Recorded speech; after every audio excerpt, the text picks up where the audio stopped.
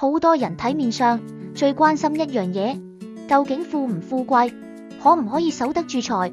重點就要睇鼻子，鼻係財帛宮，直接反映一個人嘅吸財能力，承受到幾多身家財富。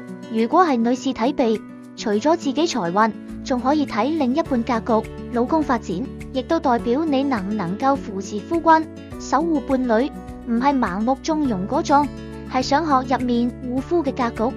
今日同大家拆解坊間最常見幾款鼻型，大家可以即刻攞手機自拍側面、正面，對照自己或者身邊朋友參考。相學本質係古人長期觀察累積出嘅統計學，唔係絕對定數，只作參考，大家理性看待。第一類，鷹鼻，亦常被稱為猶太鼻。特徵，鼻中間微微拱起，鼻尖大少少凹。好多人會覺得呢類人好識做生意，善於交際、營商，頭腦靈活。佢哋做事極之識得計算，唔係簡單加減數字嗰種，凡事會多方衡量、審慎取捨。但大家要分清，佢唔一定孤寒唔肯使錢。如果有利潤嘅生意，談價空間可以傾到盡。性格特點，表面大方得體，內心比較執著，凡事會衡量得失，因為習慣事事計較，好多小事容易記掛心頭，心胸唔算十分豁達。第二類，高直長鼻，三獅鼻。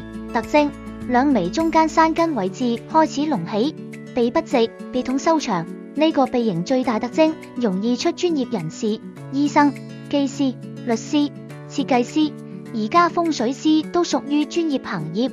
如果女士生呢個鼻，代表另一半好大機會從事專業行業，有穩定收入，專業價值高，賺錢能力不俗。另外，相學上面，鼻高低亦會關聯一個人求知思維層次。一般鼻偏高嘅人，學習能力強，主見足，不容易輕易認輸。而家好多女士整容，首選就係整高山根，整直鼻都係想催旺自身同伴侶運勢。第三類，翹鼻，孩子鼻。特徵，側面望，鼻尖向上翹，鼻唔算高，性格核心充滿童心，思維簡單直接，發脾氣都好似小朋友一樣，唔會深藏算計，感情觀充滿童話幻想。女士生呢個鼻，內心好期待白馬王子式嘅關係，對愛情充滿憧憬。無論男女，天生中意玩樂，心態年輕，就算年紀漸長，都保留天真一面。不過提醒大家，睇呢個鼻一定要睇側面，正面好難分辨特徵。第四類，鼻翼飽滿，金甲突出，正統招財鼻。特徵，正面鼻翼兩邊金甲位置向外飽滿突出，唔露鼻孔，鼻頭有肉。呢一款係大家最中意嘅格局，招財、斂財能力強。呢類人想努力嘅時候，可以一次賺到大筆收入。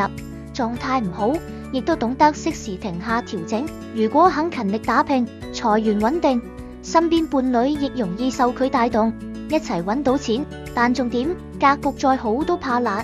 如果終日懶散，唔願行動，先天嘅吸財潛力就會浪費。順便補充一點，隨住年紀增長，閱歷累積，鼻頭、鼻翼亦會慢慢產生變化，唔係一輩子一成不變。第五類，尖鼻，鼻頭無肉，精靈鼻，寡婆鼻。特徵參照，特徵，鼻尖尖削，鼻頭薄薄冇肉。好多失敗整容鼻都會出現呢個樣式。相學有句大家經常聽，鼻頭有肉，心無毒。相反，鼻頭尖削無肉嘅人，心思比較細密敏感，遇事習慣多方防備，唔一定係全心害人，但不自覺容易凡事為自己打算。與人相處要多加留心，凡事留個心眼。再次強調，只係長期觀察統計參考，唔可以一見呢個鼻型就直接斷定人品。第六類，扁平鼻，無高山根。特徵，山根扁平，鼻起伏唔明顯。舊時鄉下勞動階層比較多見。傳統相學認為，呢類格局大多一生需要辛勞打拼，靠雙手勞力換取生活，早年運勢比較奔波。